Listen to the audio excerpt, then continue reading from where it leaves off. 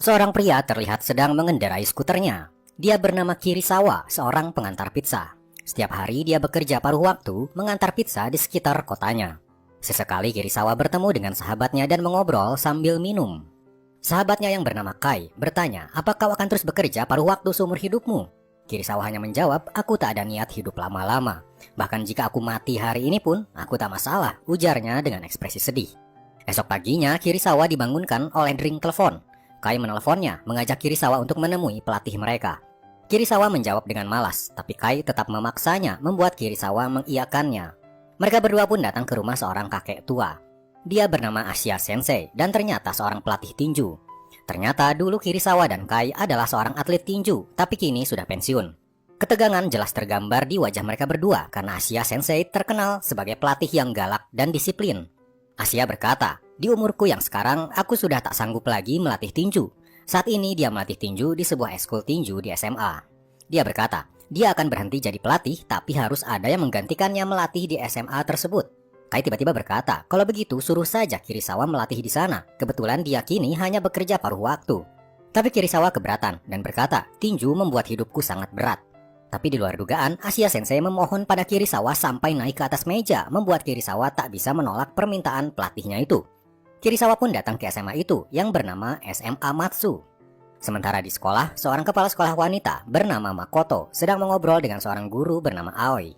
Makoto meminta Aoi untuk menjadi guru pembimbing di eskul tinju karena hari ini ada pelatih baru yang akan datang. Lalu datanglah Kirisawa ke ruangan tersebut. Makoto dan Kirisawa sama-sama terkejut ketika bertemu. Ternyata mereka berdua saling kenal, bahkan dulunya sama-sama sekolah di SMA Matsu. Dulu ketika SMA, Kirisawa ikut eskul tinju dan Makoto adalah manajer di eskul itu. "Pasti ayah yang meminta kau untuk menggantikannya," ujar Makoto. Ayah Makoto adalah Asia Sensei sendiri yang sudah mengajar tinju di eskul SMA Matsu selama puluhan tahun. Reuni yang tidak direncanakan ini membuat Kirisawa kikuk dan Makoto sedikit kesal. Dia berkata, SMA Matsu tidak sama dengan yang dulu. SMA Matsu kini adalah SMA unggulan dan tahun ini ada beberapa siswa yang akan masuk Universitas Tokyo, sebuah universitas nomor 1 di Jepang. Makoto berkata, sebenarnya eskul tinju tak ada gunanya karena SMA Matsu akan berfokus pada nilai akademis. Tapi karena permintaan ayahnya yang sudah puluhan tahun melatih, ia tak bisa menolaknya begitu saja. Kirisawa pun akhirnya diizinkan melatih di eskul tinju hanya selama 3 bulan. Jika selama 3 bulan tidak ada siswa baru yang berminat masuk ke eskul tinju, maka eskul itu akan dibubarkan. Kirisawa pun kini masuk ke dalam ruangan eskul tinju itu. Terlihat di dalamnya sebuah ring tinju dengan beberapa peralatan untuk berlatih. Cukup lengkap seperti arena tinju latihan pada umumnya. Tak lama muncullah 5 siswa masuk ke ruangan. Mereka adalah siswa yang sudah lama ikut eskul tinju. 4 siswa sebagai anggota eskul dan 1 siswa sebagai manajer. Mereka pun mengenalkan diri masing-masing dan tujuan mereka ikut eskul tinju ini.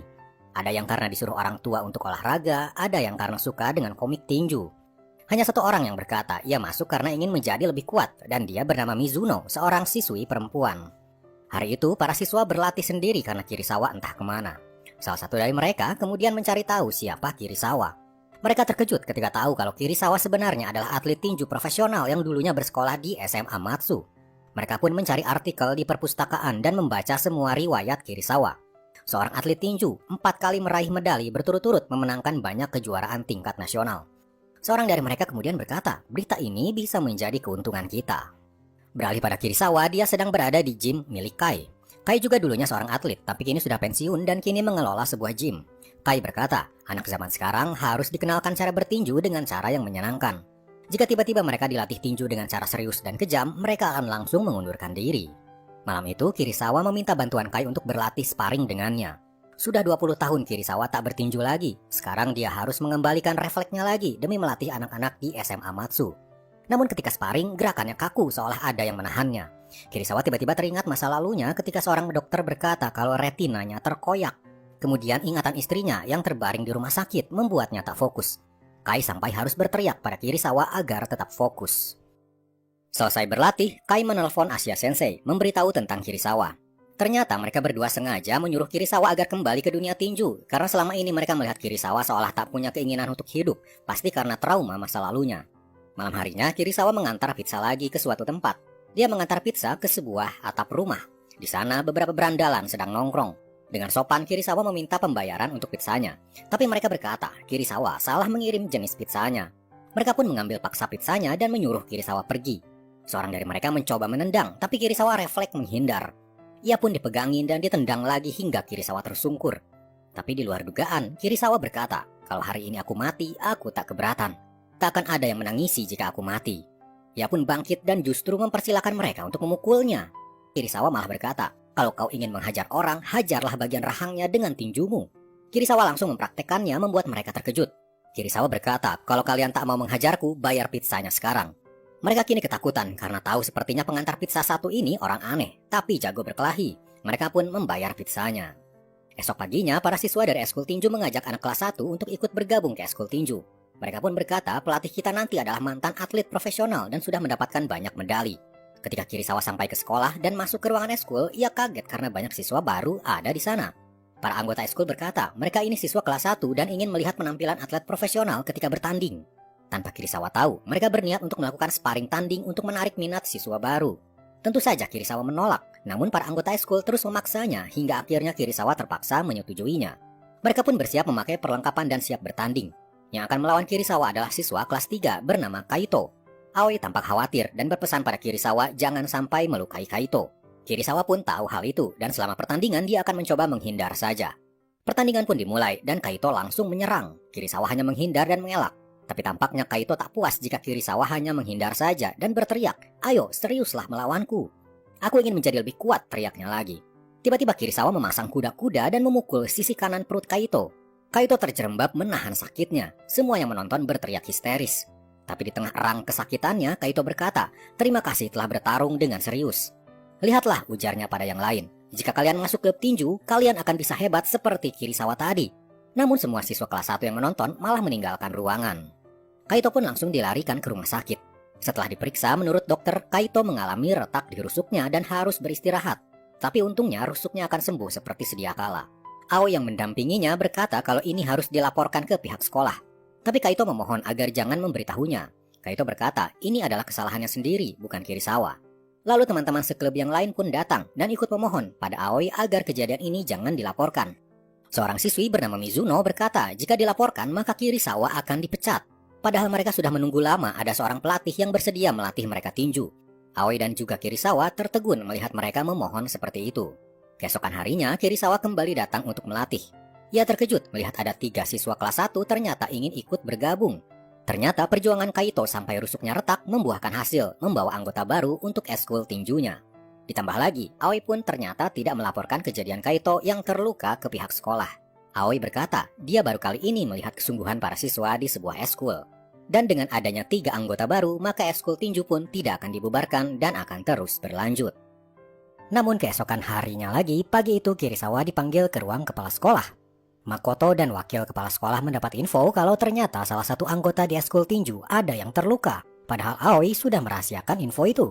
Ternyata salah satu guru mencoba menginterogasi beberapa siswa apa yang waktu itu terjadi ketika sparring Kirisawa dan Kaito. Guru itu pun mendapat info dari siswa kelas 1 yang waktu itu menonton kalau Kaito terluka di bagian rusuknya hingga retak. Makoto sebagai kepala sekolah tak terima hal itu terjadi. Karena ditambah lagi Kaito adalah murid pintar yang diharapkan akan masuk Universitas Tokyo, universitas nomor 1 di Jepang.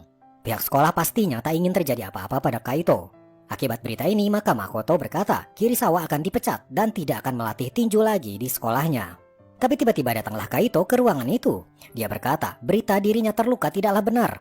Ia bahkan memukul-mukul rusuknya yang sakit ingin memperlihatkan dirinya tak apa-apa. Kirisawa menghentikan Kaito agar cederanya tak bertambah parah.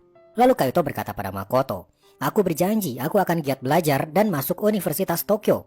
Jadi aku mohon jangan pecat Kirisawa," ujarnya. Akhirnya Makoto tak bisa menang melawan keinginan Kaito dan mengizinkan Kirisawa melatih di eskul tinju kembali. Terlihat Kaito sangat kesakitan karena tadi meninju rusuknya sendiri. Para anggota eskul berterima kasih pada Kaito karena sudah melakukan hal sejauh ini demi eskul tinju. Mereka pun mulai pemanasan untuk bersiap latihan lagi. Setelah pemanasan, mereka meminta Kirisawa untuk segera melatih mereka karena sudah beberapa hari ini Kirisawa hanya melihat mereka berlatih sendiri. Mereka juga berkata 2 bulan lagi mereka akan ikut pertandingan antar sekolah. Kirisawa terkejut karena tak tahu akan hal ini dan berkata mustahil hanya dalam 2 bulan kalian akan siap untuk bertanding. Mizuno tiba-tiba mengambil sarung tinju dan memasangnya kemudian berlatih sendiri. Dia berkata dia ingin segera bertambah kuat, terlihat keseriusan di ekspresi wajahnya. Kirisawa berpikir sejenak, kemudian menyuruh semuanya untuk mencoba memukul sandbag untuk melihat seberapa bagus teknik mereka. Di antara keempat siswa, terlihat Mizuno yang gerakannya paling agresif, namun tekniknya masih kurang baik. Selesai melatih, Kirisawa mampir ke gym sahabatnya, Kai. Dia berlatih sendirian sambil memikirkan cara untuk melatih murid-muridnya itu. Keesokan paginya, Kirisawa lagi-lagi disuruh menghadap kepala sekolah. Ternyata wakil kepala sekolah menemukan sebuah peraturan tertulis di buku pedoman sekolah bahwa semua pelatih atau pengajar eskul harus berasal dari guru resmi di sekolah tersebut. Sementara Kirisawa bukanlah guru. Jadi dengan kata lain, Kirisawa tak boleh melatih lagi di SMA Matsu. Sepertinya Makoto dan wakilnya sengaja ingin membubarkan eskul tinju dengan cara mencari-cari kesalahan. Kirisawa meminta berbicara empat mata dengan Makoto. Di sana Kirisawa bertanya, kenapa kau ingin sekali membubarkan eskul tinju? Makoto balik bertanya, kenapa kau tiba-tiba sangat peduli pada tinju? Bukankah sebelumnya kau tak peduli, bahkan ingin melupakan dunia tinju? Kirisawa berkata, setidaknya izinkan mereka bertanding dulu melawan sekolah lain karena itu keinginan mereka. Makoto terlihat tak peduli dan menyuruh Kirisawa keluar dari ruangannya. Sambil berjalan, Kirisawa tiba-tiba berkata pada Aoi, sebenarnya aku dulu sempat mengajar, bahkan punya lisensi mengajar juga. Dulu aku mengajar pelajaran kewarganegaraan, ujar Kirisawa. Aoi tiba-tiba teringat, ada satu guru di SMA Matsu yang akan cuti melahirkan dan belum ada guru pengganti untuknya. Mungkin Kirisawa bisa menjadi guru penggantinya. Dengan menjadi guru, maka Kirisawa akan bisa melatih di eskul tinju lagi, dan itu tidak melanggar peraturan sekolah. Kirisawa pun ragu-ragu apakah ia harus melakukan hal sejauh itu demi eskul tinju, tapi ia tak punya pilihan lain. Bahkan Aoi kini punya ide brilian. Ia pun menelepon Asia Sensei. Esok harinya Asia Sensei, Kirisawa dan Aoi menghadap Makoto. Makoto tak habis pikir kenapa ayahnya sendiri sampai harus turun tangan. Mereka berkata bahwa Kirisawa bisa menjadi guru pengganti sehingga bisa tetap melatih. Makoto berkata, saat ini SMA Matsu sedang menjadi 3 SMA favorit. Asia Sensei kemudian berkata, 2 SMA favorit lainnya itu punya hal spesifik yang ditonjolkan. Salah satunya bernama SMA Kyomei yang memang unggul di eskul tinju. Kalau kita, SMA Matsu, bisa mengalahkan SMA Kyomei di bidang tinju, maka SMA Matsu bisa menjadi lebih populer. Ketika mereka mengobrol, tiba-tiba ada telepon dari kantor guru memberi kabar kalau guru yang akan digantikan oleh Kirisawa akan melahirkan hari itu juga. Kejadian mendadak ini membuat Kirisawa terpaksa harus menggantikan guru itu hari itu juga. Dan Makoto sebagai kepala sekolah pun mau tak mau harus setuju untuk mengangkat Kirisawa sebagai guru pengganti. Maka mulai hari itu Kirisawa pun resmi menjadi guru di SMA Matsu untuk mengajar pelajaran ekonomi politik. Jadi kini selain harus melatih tinju, Kirisawa pun harus mengajar di kelas. Sementara itu di rumahnya Aoi dan anaknya sedang menonton pertandingan tinju. Rupanya Aoi ingin belajar tinju lebih dalam agar bisa menjadi pembimbing yang baik untuk SMA Matsu. Beralih ke rumah Mizuno, dia yang sedang belajar tiba-tiba dikagetkan dengan kedatangan seorang pria. Dia adalah ayah Mizuno yang datang dalam keadaan mabuk. Ayahnya tiba-tiba marah hingga mencoba menyakiti ibu Mizuno. Mizuno langsung memasang kuda-kuda bersiap untuk menghadapi ayahnya. Esok paginya ketika Kirisawa baru saja memarkir sepedanya, dia bertemu dengan Mizuno. Mizuno tiba-tiba berkata, tolong ajarkan padaku agar menang berkelahi dengan lelaki dewasa. Kirisawa bingung apa maksud Mizuno itu. Lalu terdengar suara bel masuk membuat Kirisawa meninggalkan Mizuno karena ia harus mengajar.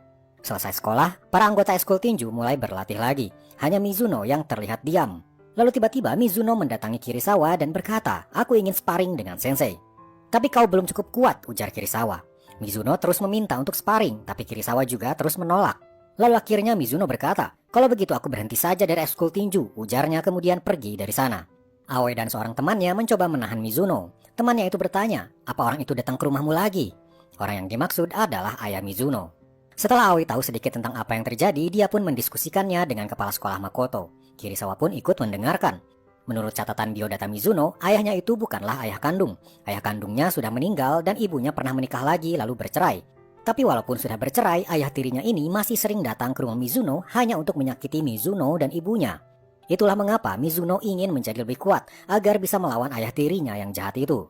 Kirisawa keluar ruangan sambil merenungi apa yang terjadi pada Mizuno. Lalu ketika Kirisawa di ruang guru, ia mendapat telepon dari Kai. Ternyata Mizuno datang ke gymnya Kai memintanya untuk melatihnya agar bisa menang berkelahi. Kirisawa pun datang ke sana, namun di luar dugaan, ia mengizinkan Mizuno berlatih dengan Kai.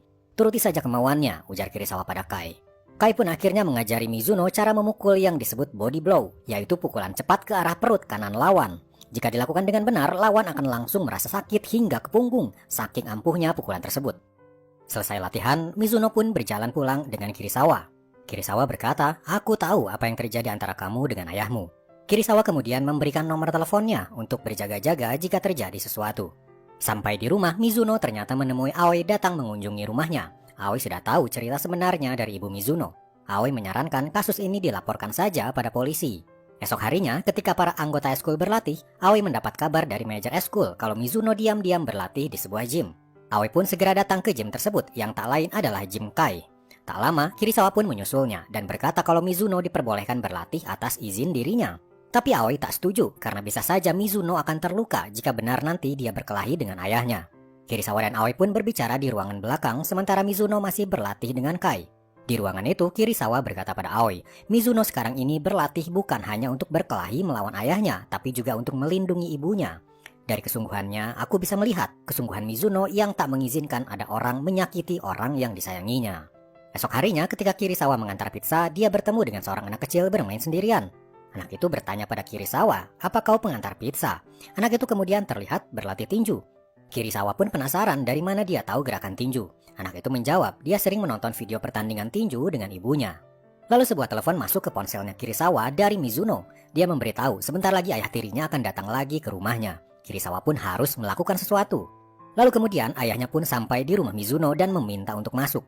Mizuno terlihat ketakutan, namun tiba-tiba muncul Kirisawa dari dalam rumah. Ayahnya kaget ada pria muncul di rumah Mizuno. Kirisawa langsung menyeret ayahnya itu keluar menuju suatu tempat. Ternyata mereka pergi ke gymnya Kai.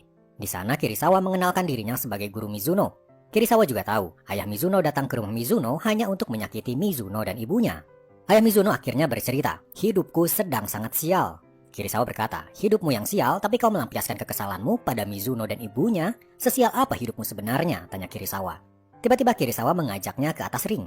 "Ceritakan kesialan di hidupmu dan aku juga akan bercerita kesialanku. Nanti Mizuno yang akan menjadi jurinya." Ayah Mizuno awalnya bingung apa maksud Kirisawa, tapi akhirnya dia naik ke atas ring. Kirisawa berkata, "Kita akan bertanding siapa di antara kita berdua yang paling sial. Orang yang kurang sial akan dipukul oleh Mizuno," ujar Kirisawa. "Dan nanti yang kalah harus menuruti apapun yang diminta si pemenang." Pertandingan pun dimulai dan ayah Mizuno mulai bercerita bahwa ketika ia baru lulus kuliah, dia sulit mendapatkan pekerjaan. "Itulah kesialanku," ujarnya. Giliran Kirisawa bercerita, "Dulu aku seorang atlet tinju dan sempat ditunjuk akan ikut olimpiade. Tapi di sebuah pertandingan aku terluka, sebuah pukulan di mata merobek retinaku. Dokter bahkan berkata aku tak akan bisa bertinju lagi. Impianku menjadi atlet olimpiade hancur hanya gara-gara satu pukulan itu," cerita Kirisawa. "Mizuno, dari kedua cerita kami, siapa yang kurang sial, pukullah dia," ujar Kirisawa pada Mizuno. Mizuno melihat ke arah mereka berdua lalu memutuskan memukul ayahnya. Ayahnya terjerembab hingga sulit bernafas, tak menyangka pukulan anaknya sebegitu kuatnya. "Kita mulai ronde kedua," ujar Kirisawa. Ayah Mizuno bercerita lagi, "Ketika aku bekerja di sebuah bank, rekan kerjaku yang lain merendahkanku dan sampai hari ini aku belum juga naik jabatan.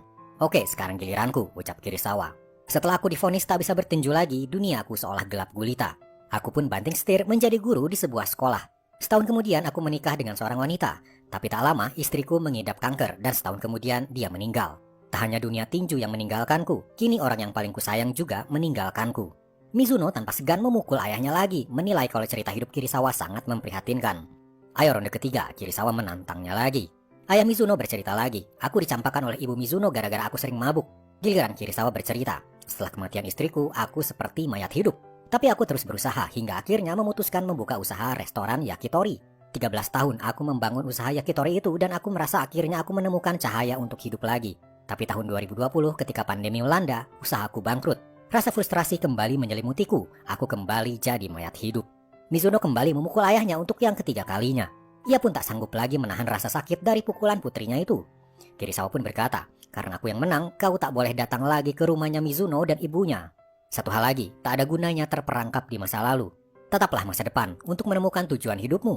Apa kau sendiri sudah menemukannya?" tanya ayah Mizuno. Kirisawa tak menjawab, tapi ia melihat ke arah Mizuno dan Aoi, seolah berkata, "Aku telah menemukannya." Akhirnya masalah Mizuno pun sudah selesai dan kini dia bisa kembali fokus berlatih di eskul tinju. Kirisawa pun kini terlihat semangat melatih murid-muridnya itu. Pertandingan antar sekolah tinggal 1 bulan dan suatu hari terlihat Kaito dan seorang anggota eskul bernama Tama sedang berlatih sparring. Tapi lama-kelamaan mereka terlihat bernafsu, tak menggunakan teknik lagi. Kirisawa pun menghentikan mereka berdua yang sudah seperti berkelahi. Kirisawa mengajak mereka berdua keluar. Sementara itu kepala sekolah Makoto dan para guru sedang rapat mengenai kompetisi antar sekolah. Tak hanya eskul tinju, tapi ada beberapa eskul lain juga yang akan berkompetisi. Makoto berkata jika eskul tinju kalah dalam kompetisi nanti, maka Kirisawa akan dipecat. Aoi terlihat tak setuju, tapi pihak sekolah tetap pada keputusannya itu. Kembali pada Kirisawa, dia sedang melerai Kaito dan Tama yang sedang bersih tegang karena ternyata Tama menyukai manajer eskul mereka bernama Ai dan ingin menembak dia saat itu juga.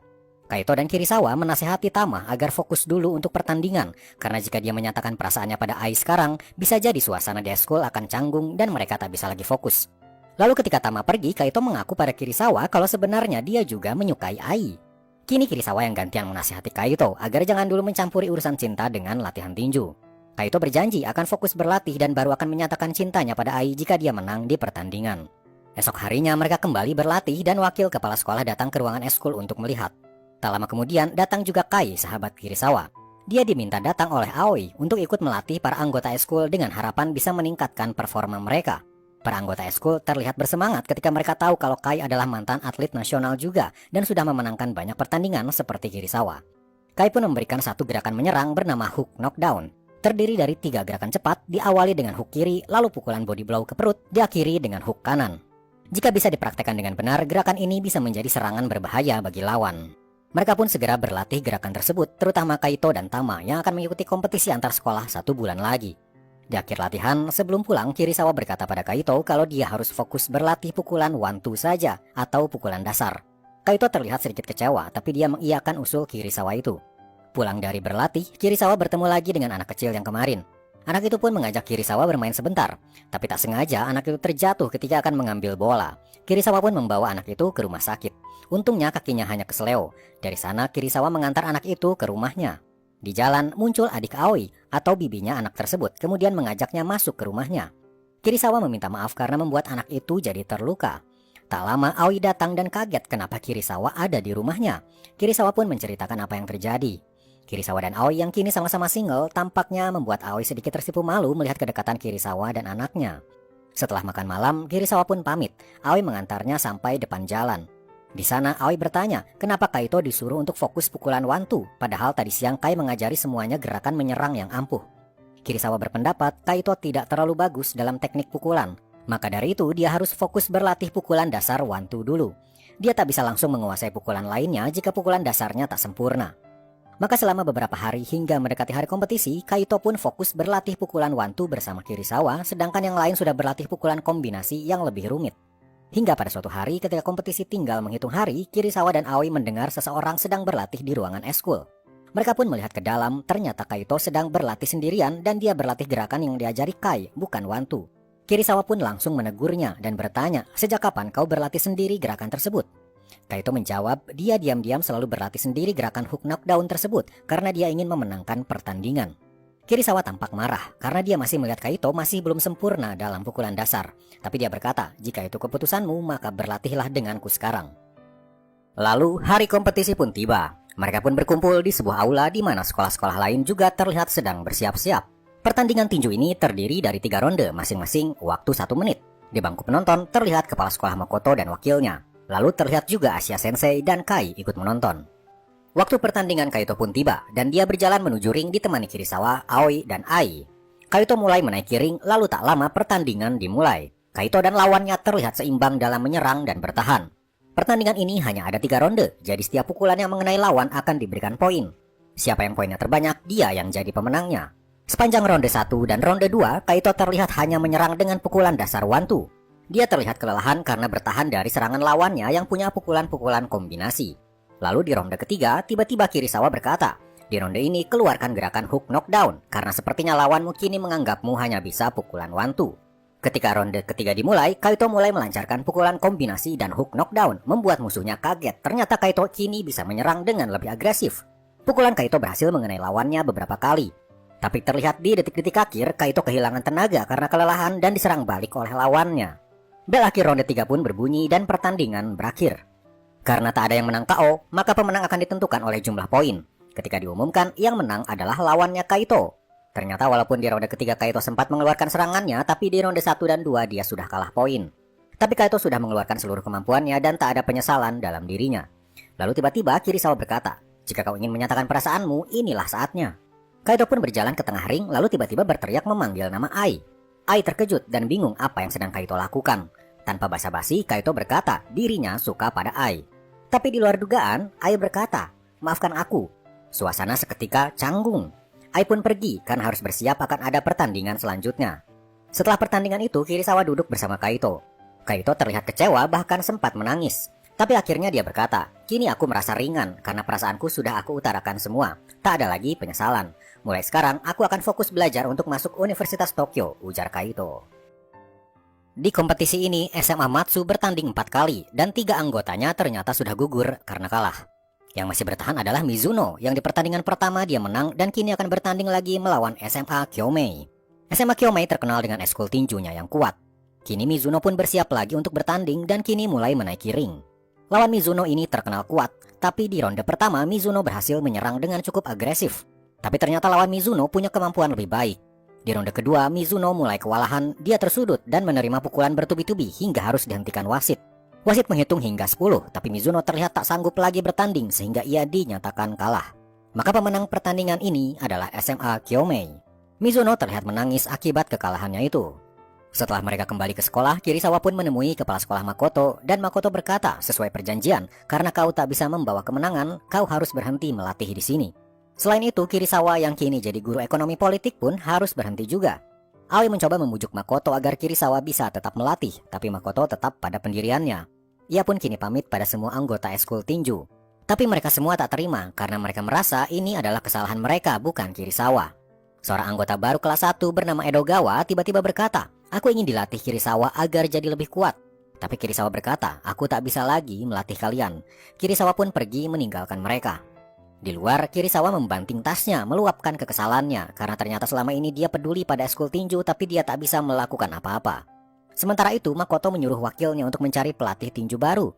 Dan untuk menggantikan Kirisawa mengajar di kelas, Makoto juga menunjuk wakilnya untuk menggantikannya mengajar. Keluar ruangan, wakil kepala sekolah bernama Pak Hajime tak sengaja bertemu dengan Aoi. Aoi berkata, "Untuk urusan mencari pelatih, biarkan saya yang mencarinya." Esok harinya ketika eskul tinju dimulai, Aoi ternyata membawa Kai datang ke sana. Aoi meminta Kai untuk menggantikan Kirisawa melatih tinju mulai hari ini. Ketika mereka sedang berlatih, tiba-tiba muncul seorang siswa. Dia mengenalkan dirinya bernama Saijo, murid pindahan dari SMA lain. Dia sengaja pindah karena di sekolahnya yang lama tak ada eskul tinju. Saijo sudah 3 tahun berlatih tinju sejak SMP. Kai pun mengajaknya berlatih dan ternyata kemampuannya sangat hebat. Bahkan Kai menyebut Saijo akan bisa menjadi senjata utama di eskul tinju ini. Tapi yang lain merasa tersingkirkan karena Kai hanya fokus melatih Saijo dan menelantarkan anggota yang lainnya. Kemudian di suatu sore, Aoi sengaja memesan pizza tempat Kirisawa bekerja. Kirisawa pun mengantar pizza ke rumahnya. Di sana, Aoi menyampaikan sesuatu yaitu tentang Edogawa, siswa kelas 1 yang baru masuk eskul tinju. Sudah seharian ini dia menghilang, tak pulang ke rumah. Esok harinya, Makoto sebagai kepala sekolah juga mendapatkan kabar yang sama tentang hilangnya Edogawa. Sudah 2 hari ini dia menghilang, tak pulang ke rumah. Bahkan menurut orang tuanya, Edogawa sepertinya mencuri uang di laci orang tuanya juga, kemudian pergi. Kemudian sore harinya lagi-lagi Aoi memesan pizza dan meminta Kirisawa yang mengantarnya. Mereka kembali mengobrol tentang Edogawa yang belum juga pulang. Keesokan harinya lagi, Makoto didatangi para siswa yang protes karena ternyata setelah Kirisawa diganti oleh wakil kepala sekolah Pak Hajime, banyak siswa yang merasa cara mengajarnya membosankan. Berbeda dengan Kirisawa yang bisa mengajar dengan cara yang mudah dimengerti. Mereka pun meminta agar Kirisawa bisa mengajar kembali di kelas mereka. Tak hanya itu, Makoto sebagai kepala sekolah kedatangan Kai yang kini melatih tinju menggantikan Kirisawa. Dia berkata, para anggota eskul ternyata tak mengerti apa yang disampaikan Kai. Kai pun jadi malas melatih mereka dan ingin berhenti saja jadi pelatih. Sore harinya, Kirisawa kembali mendatangi rumah Aoi untuk mengantar pizza lagi. Aoi bercerita, sudah 3 hari Edogawa tak pulang ke rumah dan pihak sekolah serta orang tuanya semakin khawatir. Tiba-tiba seorang teman Edogawa mengirim pesan pada Kirisawa. Dia tahu di mana Edogawa berada. Ternyata Edogawa selama ini disekap dan dibully oleh teman-temannya sewaktu SMP dulu, melarangnya untuk pulang. Tak lama kemudian, bel rumahnya berbunyi. Ternyata Kirisawa datang mengantar pizza. Kirisawa berpura-pura mengantar pizza untuk menyelamatkan Edogawa. Edogawa pun membuka pintu dan diam-diam Kirisawa membawanya keluar dari sana. Para pembuli itu mengetahui apa yang Kirisawa lakukan dan mencoba mengejar Edogawa. Aoi dan Makoto datang mengamankan Edogawa. Sementara Kirisawa dia langsung menghajar para pembuli tersebut. Berkat kejadian semalam, Makoto pun memanggil Kirisawa ke ruangannya. Di sana, Makoto bercerita para siswa di kelas menginginkan Kirisawa mengajar kembali. Ditambah lagi, Kai kini sudah tak melatih lagi eskul tinju. Dan Makoto juga berterima kasih karena semalam Kirisawa sudah menyelamatkan Edogawa. Akhirnya Makoto pun memutuskan untuk mengizinkan Kirisawa mengajar dan melatih kembali di SMA Matsu. Beralih pada Kirisawa, saat ini dia sedang mengantar pizza ke seorang pelanggan. Ketika pelanggan itu membuka pintu, Kirisawa terkejut karena wanita itu mirip sekali dengan mendiang istrinya.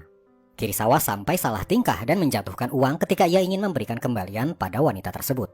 Selesai mengantar pizza, ia pun menuju eskul tinju dan mulai melatih.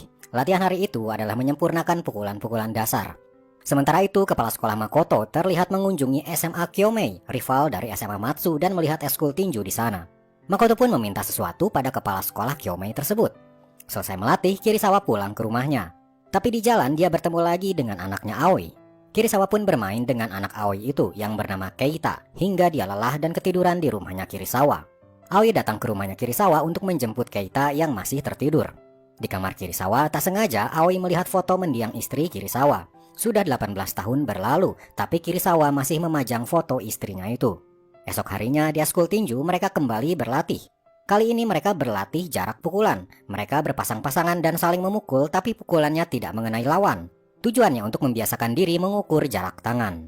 Tapi tiba-tiba Tomobe tak sengaja matanya terpukul oleh Saijo. Saijo mencoba meminta maaf, tapi anggota yang lain langsung tersulut emosinya karena menganggap Saijo tak berhati-hati. Tomobe pun dibawa ke rumah sakit untuk diperiksa matanya. Lalu ketika di rumah sakit dan pemeriksaan selesai, untungnya dokter mengatakan tak ada luka serius dan matanya pun tak apa-apa. Tomobe terlihat hilang kepercayaan dirinya ketika tadi berlatih tanding dengan Saijo.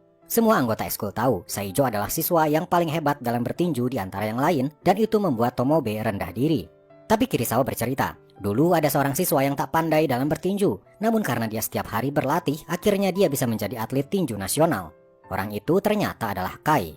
Dulu Kirisawa memang seorang jenius, seolah dia memang berbakat jadi petinju sejak lahir. Namun Kai yang biasa-biasa saja, karena setiap hari latihan keras, kemampuannya akhirnya bisa setara dengan Kirisawa dan menjadi atlet hebat juga. Lalu terdengar suster di sana memanggil untuk memberikan obat. Aoi mendatanginya, tapi tiba-tiba ia terkejut ketika melihat suster itu. Kai dan Kirisawa juga menoleh ke suster itu dan hanya bisa terdiam juga. Ternyata dialah wanita yang mirip dengan istrinya Kirisawa. Sekarang mereka bertemu lagi. Pulang dari sana, semua orang hanya bisa terdiam sambil berjalan mengingat kemiripan suster tadi dengan istrinya Kirisawa. Keesokan harinya, di ruang guru, Makoto datang ke sana dan mengumumkan sesuatu yang di luar dugaan. Ternyata kemarin Makoto datang ke SMA Kyomei meminta untuk latih tanding antar sekolah. Hal ini tidak diketahui Kirisawa sebelumnya. Aoi terlihat protes karena pihak eskul tinju tidak ada yang tahu hal ini. Tapi Kirisawa terlihat tidak ambil pusing, malah berkata dia akan melakukan latih tanding tersebut. Namun setelah Makoto keluar ruangan, Kirisawa mengejarnya dan bertanya apa maksud tujuan Makoto meminta latih tanding dengan SMA Kyomei. Makoto berkata, terkadang anak-anak tidak akan terbakar semangatnya jika mereka tak disambar api. Ia pun memukul perut Kirisawa sambil berkata, kau harus serius mengurus eskul tinju ini, ujar Makoto. Setelah mendapat kabar dari Makoto, Kirisawa pun mengumumkan hal ini pada semuanya. Mereka semua terlihat tidak percaya diri. Hanya Mizuno dan Saijo yang bersemangat. Mizuno pernah bertanding melawan Kyomei beberapa waktu lalu dan kalah. Dia ingin membalas kekalahannya itu. Melihat ketakutan mereka, Kirisawa tiba-tiba mengajak Saijo, siswa yang paling hebat di eskul, untuk sparring dengannya. Mereka pun mulai bertarung dan Saijo mengeluarkan semua kemampuannya. Tapi Kirisawa dengan mudahnya bisa menghindari semua serangan Saijo dengan mudah. Bahkan Kirisawa dengan sengaja memintanya untuk memukulinya dan dengan mudahnya bisa membalas pukulannya itu. Pertandingan baru berjalan 1 menit, tapi Saijo sudah kelelahan dan akhirnya tak sanggup berdiri lagi. Semua yang menonton hanya bisa terpana. Kirisawa lalu berkata, kalian bisa melihat Saijo selama ini sebagai yang paling hebat. Tapi jangan lupa, dia juga siswa SMA sama seperti kalian. Jika kalian rajin berlatih, kalian pasti akan sebagus dia dan nanti akan bisa mengalahkan SMA Kyomei. Melihat sparring tadi dan mendengar nasihat Kirisawa barusan membuat semuanya kini menjadi berani dan semangat. Maka selama beberapa hari itu mereka disibukkan dengan fokus berlatih mempersiapkan diri untuk latih tanding dengan Kyomei. Akibatnya selama beberapa hari itu banyak guru yang mengeluh pada Kirisawa karena para anggota eskul tinju sering tidur di kelas karena kelelahan. Ketika latih tanding nanti akan ada 4 orang yang terpilih. Untuk memilihnya Kirisawa punya cara sendiri. Dia akan melakukan sparring dengan semua anggota dan Kirisawa akan memilih berdasarkan kemampuan mereka ketika bertarung melawannya. Dia akan melawan 7 anggota eskul secara bergantian, masing-masing punya waktu 1 menit. Dimulai dari Tama, mereka berdua langsung bertarung di atas ring. Tama terlihat masih belum bisa banyak menyerang Kirisawa. Selanjutnya adalah Tomobe. Dia juga masih terlalu sering bertahan dan belum berani menyerang dengan agresif. Selanjutnya Mizuno, beberapa kali dia berhasil mendaratkan pukulannya di perut Kirisawa. Lalu dilanjutkan dengan beberapa anggota dari siswa kelas 1. Ketika giliran Saijo tiba, dia langsung menyerang secara agresif. Tapi terlihat Kirisawa mampu mengimbangi Saijo hingga membuatnya kelelahan. Putaran pertama selesai dan Tama kini kembali melawan Kirisawa. Sparring ini terus dilakukan, artinya Kirisawa sudah bertarung dengan para anggota eskul lebih dari 20 menit tanpa istirahat. Para siswa terlihat sudah kelelahan dan Kirisawa pun berkeringat sangat deras. Tapi Kirisawa masih menantang mereka, siapa yang masih kuat untuk sparring dengannya. Tiba-tiba Tomobe naik ke ring. Ternyata dia masih punya tenaga untuk bertarung. Mereka pun mulai sparring lagi dan kali ini Tomobe terlihat semakin baik dalam menyerang. Hingga akhirnya sebuah pukulan di perut membuat Kirisawa ambruk. Tomobe berhasil mengalahkan Kirisawa. Sambil masih berbaring dan terengah-engah, Kirisawa berkata, yang ikut dalam latih tanding dengan SMA Kyomei adalah Tama, Mizuno, Amatsu, dan Tomobe. Saijo terlihat syok dirinya tidak disebut. Padahal sepertinya dia yakin dirinya pasti akan diikut sertakan karena dia memang hebat dalam bertinju. Namun keputusan Kirisawa tak bisa diubah dan akhirnya pertandingan dengan SMA Kyomei pun tiba. Sementara di saat yang bersamaan, Saijo terlihat kesal. Di jalan tiba-tiba dia menyenggol kakak kelasnya. Dia langsung disuruh meminta maaf. Saijo yang moodnya sedang tak enak tiba-tiba terlihat memukuli mereka hingga terkapar. Kebetulan seorang guru lewat di situ dan melihat ketika Saijo menghajar kedua kakak kelasnya itu. Sementara itu ketika pertandingan dengan SMA Kyomei berlangsung, Aoi menerima telepon dari sekolah mendapat kabar kalau Saijo memukul kakak kelasnya. Pertandingan di sana pun terpaksa disudahi saat itu juga dan mereka langsung kembali ke sekolah. Saijo dan kedua murid itu dipanggil ke hadapan Makoto. Kedua murid itu berkata kalau Saijo duluan yang memulai perkelahian memukul tanpa sebab. Saijo pun disuruh meminta maaf, tapi dia tak mau melakukannya. Dia berkata, ini semua karena salah Kirisawa juga yang membuatku kesal karena tidak diizinkan bertanding melawan SMA Kyomei. Kejadian ini pun menjadi perbincangan serius di ruang guru. Mereka bertanya pada Kirisawa apa sebabnya Saijo tidak diizinkan ikut bertanding. Kirisawa menjawab, karena menurut feelingku ada yang lebih siap bertanding yaitu Tomobe. Para guru tidak terima dengan jawaban Kirisawa itu, karena memang di atas kertas Saijo punya teknik bertinju yang lebih baik. Makoto yang juga ada di situ akhirnya berkata, dengan adanya kejadian ini maka klub tinju akan dibekukan untuk sementara. Keputusan dari Makoto ini membuat para anggota klub tinju merasa marah dan tak terima. Mereka menyalahkan Saijo penyebab semua kekacauan ini. Namun apa boleh dikata, salah satu anggota terbukti memukul seseorang dan pembekuan klub menjadi peringatan keras dari sekolah. Mereka pun langsung pulang, belum bisa menerima kenyataan ini. Ketika Kirisawa dan Aoi akan pulang juga, mereka bertemu Makoto. Makoto berkata, sebenarnya ketika aku mendengar jawaban kalau kau menggunakan feelingmu untuk memilih siapa yang berhak bertanding, kau seperti dirimu yang dulu, seorang atlet yang punya feeling kuat dalam bertinju. Tapi aku juga sekarang seorang kepala sekolah dan tak bisa memihakmu. Dengan semua kekacauan ini, apa kau yakin akan bisa mengalahkan SMA Kyomei di tahun depan? Kirisawa dengan pandangan tajam menjawab, aku yakin menang. Esok harinya, kedua murid yang dipukuli terlihat di depan sekolah sedang membuli seorang siswa. Kirisawa melihatnya dan bertanya tentang kejadian kemarin. Mereka berdua masih berkata kalau Saijo memukul mereka tanpa sebab. Kirisawa sambil terus memperhatikan mereka berdua yang terus-terusan membuli siswa itu. Setelah itu, Kirisawa akhirnya memutuskan untuk pergi ke rumah Saijo. Ternyata rumahnya berada di sebuah apartemen mewah di pusat kota. Kirisawa bertemu dengan ibunya sementara Saijo mengurung diri di kamarnya. Namun tak lama ibunya harus pergi karena ada keperluan. Tak lama keluarlah Saijo dari kamarnya. Dia bercerita sehari-hari seperti inilah keadaan di rumah. Orang tuanya sudah berpisah dan ibunya jarang ada di rumah. Kirisawa mencoba bertanya lagi apa yang sebenarnya terjadi dan bukankah ada seorang siswa lagi di sana yang tak kau pukuli. Tapi Saijo tetap tak mau bercerita. Setelah dari sana, Kirisawa bertemu dengan seorang pria yang ternyata adalah kakak dari mendiang istri Kirisawa. Mereka mengobrol bukan hanya sebagai keluarga, tapi ternyata kakak Kirisawa itu menawarkan ada seorang kenalan yang punya toko kosong. Dia menawarkan apakah Kirisawa berminat untuk membuka usaha restoran yakitori lagi. Bagi Kirisawa, tawaran ini sangat menggoda karena waktu itu sebelum bangkrut, usaha yakitorinya terbilang sukses. Dan ketika ada tawaran ini lagi, dia merasa sangat tertarik. Namun sekarang, dia juga punya klub tinju yang harus ia urus. Ditambah lagi, kasus Saijo kali ini membuat klub tinjunya harus ditangani dengan sangat serius. Esok harinya, Kirisawa memanggil siswa yang waktu itu terlihat dibully, yang juga ada saat Saijo berkelahi. Kirisawa memintanya untuk menceritakan apa yang sebenarnya terjadi. Dengan takut-takut, akhirnya siswa ini bercerita, dirinya memang sering dibully oleh kedua kakak kelasnya itu. Ketika kejadian itu, Saijo awalnya menabrak salah satu dari mereka. Saijo pun meminta maaf, walaupun moodnya sedang buruk. Tapi Saijo melihat siswa itu dijenggut rambutnya dan diseret, membuat Saijo membentak kedua kakak kelasnya itu. Mereka pun tak terima dan mendorong Saijo hingga kepalanya membentur tembok dengan keras. Mereka mulai memukul Saijo dan Saijo hanya membalas apa yang mereka lakukan, bukan memulainya.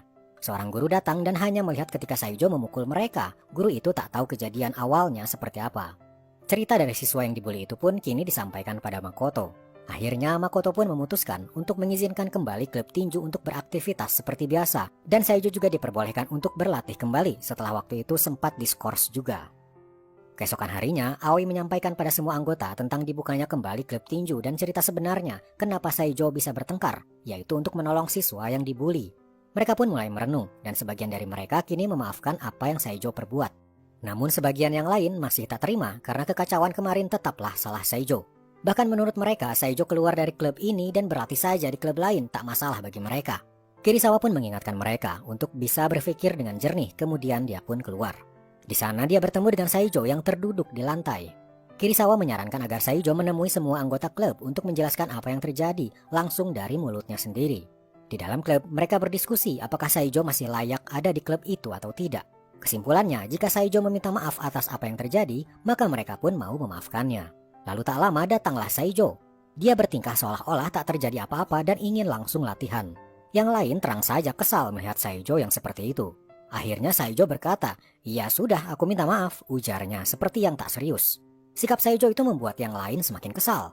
Saijo yang keras kepala akhirnya tak mau meladeni mereka lagi dan keluar dari ruangan. Di lorong, ia bertemu dengan Kirisawa. Lalu Saijo berkata, "Sepertinya aku dan anggota lain tak akan bisa akur." Kemudian ia pun pergi.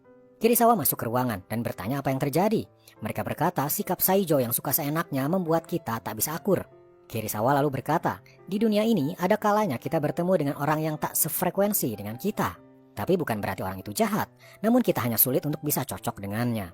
Jika keputusan kalian adalah menyingkirkan Saijo, maka aku menghormati keputusan kalian," ujar Kirisawa. "Tapi ingat, ketika kalian dewasa, kalian akan sering bertemu dengan orang yang mungkin tak cocok dengan kalian." Mereka pun merenung lagi tentang sifat Saijo yang memang suka seenaknya, tapi sebenarnya dia orang baik. Lalu tiba-tiba satu persatu anggota klub mulai berlari keluar, ternyata mencoba mengejar Saijo untuk mencoba menerima Saijo lagi. Sementara di luar, Saijo terlihat kesal hingga menangis, tapi tiba-tiba kepalanya sakit hingga ia ambruk dan pingsan. Untung teman-temannya tiba tepat waktu, mereka pun berteriak meminta pertolongan. Saijo pun dibawa ke rumah sakit. Di sana dia diperiksa kepalanya, dan ternyata benturan yang ia alami waktu itu membuat hidupnya seketika runtuh. Menurut dokter ada pembengkakan yang tak bisa disembuhkan. Ketika ditanya apakah Saijo bisa bertinju lagi, dokter menjawab tidak bisa. Jika dipaksakan kondisinya akan bertambah parah, bahkan mungkin bisa menyebabkan kematian. Berita itu pun dibicarakan di ruangan Makoto. Begitu juga di ruangan para guru, mereka menyayangkan insiden yang dialami oleh Saijo ini. Aoi terlihat sedih dan juga ragu apakah info ini harus diberitahukan pada anggota lainnya. Namun Kirisawa berkata sebaiknya semua anggota harus tahu keadaan Saijo yang sebenarnya. Ketika hal ini diberitahukan pada mereka, mereka hanya bisa terdiam.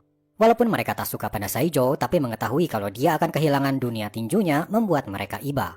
Kirisawa berkata di dunia ini ada hal-hal yang tak bisa kita kendalikan, salah satunya adalah musibah. Keesokan harinya, Kirisawa pun bersiap untuk melatih di klub tinju. Di lorong sekolah, dia bertemu Saijo yang tampak terlihat baik-baik saja. Tak hanya itu, Saijo juga berkata kini dia masuk ke eskul drama. Dia merasa senang karena di eskul itu dia dikelilingi gadis-gadis cantik. Kirisawa dan Aoi hanya bisa terbengong melihat Saijo yang tak terlihat sedikit pun bersedih atas musibah yang ia alami. Para anggota klub tinju pun tak percaya dengan apa yang mereka lihat. Saijo tengah berlatih vokal untuk bermain drama. Ketika mereka mulai latihan tinju, terlihat mereka tidak fokus. Kirisawa pun tahu mereka pasti masih memikirkan Saijo. Mereka mengakui Saijo adalah salah satu anggota terkuat dalam hal tinju dan kehilangan dia akan sulit memenangkan pertandingan melawan Kiyomei di tahun depan nanti. Kirisawa pun memberi nasihat untuk percaya pada kemampuan sendiri. Sore harinya setelah mereka selesai sekolah, mereka berkumpul di ruang latihan dan berdiskusi apakah ada cara untuk menolong Saijo. Beralih pada Kirisawa, dia sedang makan bersama dengan kakak dari mendiang istrinya dan seorang pria. Pria itu adalah orang yang menawarinya toko agar Kirisawa kembali membuka restoran yakitorinya. Kirisawa masih bimbang karena jauh di lubuk hatinya dia ingin kembali membuka restoran, tapi dia juga tak bisa meninggalkan anak-anak di klub tinju yang masih membutuhkan bimbingannya. Malam harinya Kirisawa berlatih tinju sendirian untuk melepaskan semua stres dan pikiran yang belakangan ini menerpanya. Dia pun curhat pada Kai tentang kegalauannya tentang membuka restoran dan menjadi pelatih. Setelah dari sana, diam-diam Kai mampir ke rumah pelatih Asia dan memberitahu apa yang sedang terjadi pada Kirisawa. Kai menyarankan pada pelatih Asia agar mengganti pelatih di klub tinju supaya Kirisawa bisa fokus membuka restoran. Tapi pelatih Asia menolaknya. Dia ingin Kirisawa tetap melatih tinju. Diam-diam, Makoto yang hari itu datang ke rumah orang tuanya mendengar percakapan mereka tentang Kirisawa. Esok paginya, Kirisawa tiba-tiba mendatangi Makoto dan meminta untuk berbicara empat mata dengannya. Kirisawa berkata dia berniat ingin membuka restoran yakitori lagi. Kirisawa juga berkata, apa aku boleh berhenti sebagai guru pengajar tapi masih diizinkan melatih? Karena dalam peraturan sekolah, Kirisawa harus menjadi guru dan mengajar di kelas jika ingin menjadi pelatih. Tapi Makoto berkata dia tak bisa melanggar aturan sekolah dan Kirisawa harus tetap menjadi guru jika ingin terus melatih. Sore harinya ketika Kirisawa melatih di klub, dia melihat Saijo di jendela sedang mengamati para anggota berlatih. Saijo pun pergi tapi dikejar oleh Kirisawa. Kirisawa bertanya tentang keadaannya dan Saijo mulai membuka apa yang selama ini ia rasakan. Dia ternyata belum bisa menerima kenapa bisa dirinya yang mendapat musibah ini sampai ia harus kehilangan tinju yang sangat disukainya. Ia pun sebenarnya tak suka dan tak cocok di eskul drama dan masih ingin terus bertinju. Kirisawa pun membagikan cerita hidupnya di masa lalu, sewaktu dia hampir saja menjadi atlet olimpiade, tapi tiba-tiba cedera di retina matanya membuatnya harus berhenti juga dari karirnya sebagai petinju. Saat itu seolah hidupnya hancur berantakan. Namun kini ketika Kirisawa bertemu dengan anak-anak di klub tinju, termasuk bertemu dengan Saijo, dia bisa mendapatkan arti hidup kembali. Kirisawa berkata pada Saijo, untuk saat ini kau pasti bersedih, bahkan tak apa jika kau menangis. Tapi yakinlah, kau akan bertemu dengan orang-orang yang akan membuatmu bangkit kembali. Saijo pun berbalik dan pergi. Kirisawa pun berteriak, memberitahu kalau Saijo tak sendirian. Kaito dan Aoi melihat kejadian itu, dan kini Kaito memberitahu pada anggota yang lain kalau sebenarnya Saijo masih sangat ingin bertinju. Mereka ingin melakukan sesuatu untuk membantu Saijo. Sore harinya, sehabis pulang sekolah, Kaito sengaja menemui Saijo yang sedang merenung sendirian. Dia mengajak Saijo makan dan mengobrol. Kaito berkata, jika kau ingin bersungguh-sungguh, ingin bertahan di dunia tinju, lakukanlah sebisamu. Jangan mengalihkan dirimu pada hal lain yang tidak cocok denganmu. Kami di klub tinju semuanya mengkhawatirkanmu, ujar Kaito. Beralih pada Kirisawa, esok harinya dia mendatangi Makoto untuk menyampaikan sesuatu. Kirisawa berkata, dia akan membuka restoran lagi, tapi juga akan tetap mengajar dan melatih di sekolah. Dia tahu mungkin tubuhnya tak akan sanggup dengan kesibukan yang akan ia hadapi. Tapi ini adalah impian Kirisawa dan dia tak akan menyia-nyiakannya. Lalu sore harinya ketika mereka latihan tinju, tiba-tiba Saijo datang membuat semua orang terkejut. Saijo berkata, aku ingin kembali ke klub tinju tapi bukan sebagai petinju. Aku akan menjadi partner kalian dalam berlatih. Saijo pun berkata pada Kirisawa agar mengizinkannya bergabung kembali ke klub tinju. Kirisawa pun menyetujuinya, sehingga mulai hari itu Saijo pun menjadi asistennya Kirisawa. Anggota klub tinju yang dulunya dipenuhi kekacauan dan perpecahan kini menjadi solid dan saling membantu. Kirisawa dan Aoi pun merasa menjadi lebih semangat ketika melatih mereka. Lalu pada malam harinya Kirisawa diajak Aoi untuk makan malam di rumahnya lagi. Di sana Kirisawa juga berkata kalau dia akan segera membuka restoran yakitorinya. Sementara itu latihan di klub tinju juga semakin serius. Kaito bahkan sudah mengumpulkan data para petinju SMA Kyomei agar mereka bisa menganalisanya dan tahu di mana letak kelemahan dan kekuatan mereka. Ketika sedang berlatih, tiba-tiba pelatih Asia datang. Dia datang untuk melihat perkembangan klub tinju yang selama ini ia jalani, bahkan ketika Kirisawa masih bersekolah di SMA itu. Di jendela, diam-diam Makoto melihat anak-anak yang sedang berlatih. Makoto tampaknya juga cemas dan ingin tahu apakah klub tinju benar-benar bisa menjadi eskul yang bisa diandalkan atau tidak. Latihan mereka semakin terlihat intens. Namun para anggota klub menyadari sesuatu. Setiap habis latihan, Kirisawa langsung pamit terburu-buru. Aoi berkata, Kirisawa sedang mempersiapkan membuka restoran yakitorinya. Para anggota klub jadi merasa khawatir. Waktu Kirisawa untuk tetap fokus melatih mereka jadi terbagi dan tidak sepenuh hati. Sementara itu, Kirisawa mulai mempersiapkan segala sesuatunya untuk pembukaan restorannya.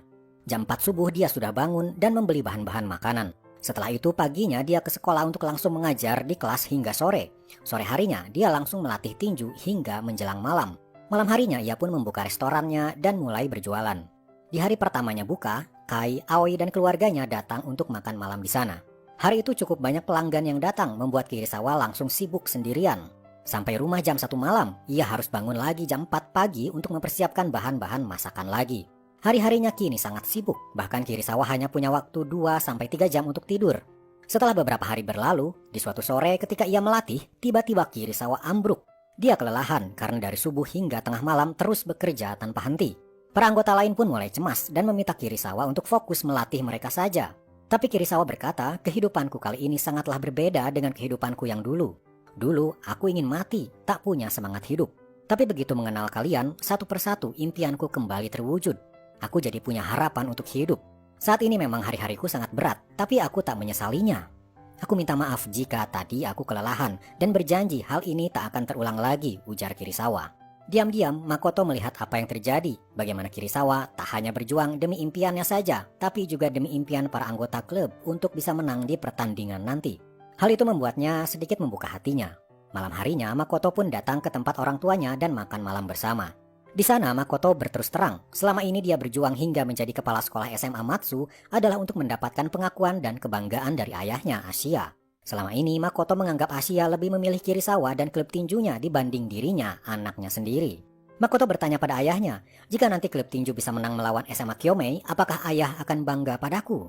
Asia kemudian berkata, Makoto, kau adalah putriku. Tumbuh besarmu adalah kebanggaan bagiku. Ayah selalu bangga padamu. Makoto hanya bisa berkaca-kaca mendengar penjelasan ayahnya itu. Hal yang selama ini ia inginkan, mendapat pengakuan dari ayahnya, kini dia bisa mendengarnya langsung dari ayahnya itu. Esok paginya, Makoto tiba-tiba memanggil Kirisawa datang ke ruangannya. Makoto berkata pada Kirisawa, aku dan pihak sekolah sudah menimbang-nimbang dan akhirnya memutuskan kau tak lagi harus menjadi guru. Pihak sekolah akan mencari guru pengganti sehingga Kirisawa akan bisa fokus melatih saja di sekolah itu. Itu artinya Kirisawa akan punya banyak waktu istirahat setelah mengurus restorannya dan bisa fokus melatih juga di sore harinya. Ternyata hati Makoto yang selama ini keras tadi malam luluh oleh obrolan dengan ayahnya. Maka hari-hari pun kini Kirisawa fokuskan pada latihan para anggota klub.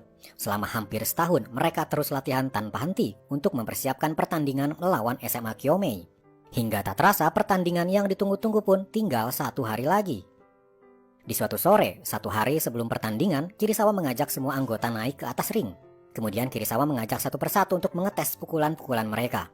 Setiap selesai mengetes, Kirisawa memberikan nasihat untuk mereka yang akan bertanding besok. Tapi tak hanya mereka, Saijo yang tidak ikut bertanding pun diajak Kirisawa untuk adu pukulan dengannya.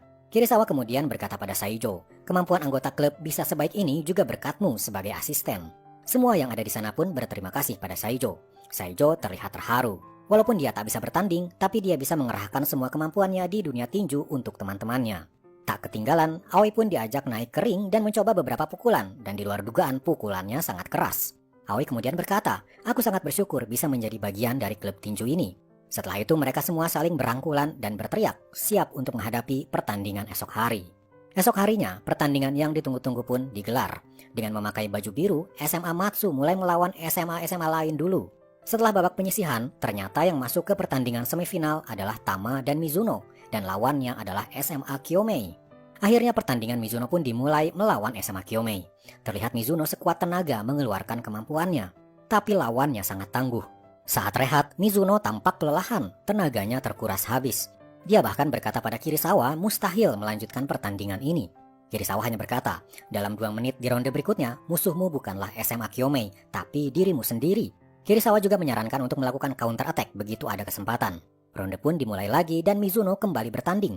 Saat Mizuno dipukuli, tiba-tiba dia melihat celah dan langsung menyerang balik tepat di wajah lawannya. Pukulan-pukulan berikutnya langsung mengenai lawannya bertubi-tubi. Akhirnya lawan Mizuno tak mampu lagi berdiri dan Mizuno berhasil memenangkan pertandingan itu. Lalu kini giliran Tama yang melawan SMA Kyomei. Dan lagi-lagi kemenangan didapatkan oleh Tama juga. Kompetisi itu pun akhirnya dimenangkan oleh SMA Matsu dengan Mizuno dan Tama keluar sebagai pemenang. Kegigihan Kirisawa dan seluruh anggota klub tinju akhirnya membuahkan hasil kemenangan. Tak hanya itu, kini hidup Kirisawa pun telah berubah lebih baik. Dia bahkan memberanikan diri untuk menjalin hubungan dengan Aoi dan akhirnya menjadi pasangan hidup, mengelola restoran yakitori bersama. Dan itulah guys, seluruh alur cerita dari drama Ten Count to the Future. Cerita yang cukup menginspirasi, apalagi jika kita melihat perjalanan Kirisawa yang sangat terpuruk, berhasil bangkit dan kini dikelilingi oleh orang-orang yang menyayanginya. Pelajaran untuk kita juga, bahwa sedalam apapun kita terjatuh dan terpuruk, akan ada masanya kita bangkit dan berada di atas lagi. Satu kuncinya, jangan pernah menyerah. Semoga alur cerita kali ini bisa menjadi motivasi untuk kalian semua ya. Dan admin juga ucapkan terima kasih untuk kalian yang selalu setia menonton dari awal sampai akhir. Buat kalian yang belum subscribe, bolehlah subscribe dulu dan like video ini karena admin akan menyajikan alur cerita yang seru lainnya. Oke, sampai di sini dulu video kali ini. Sampai jumpa di video berikutnya.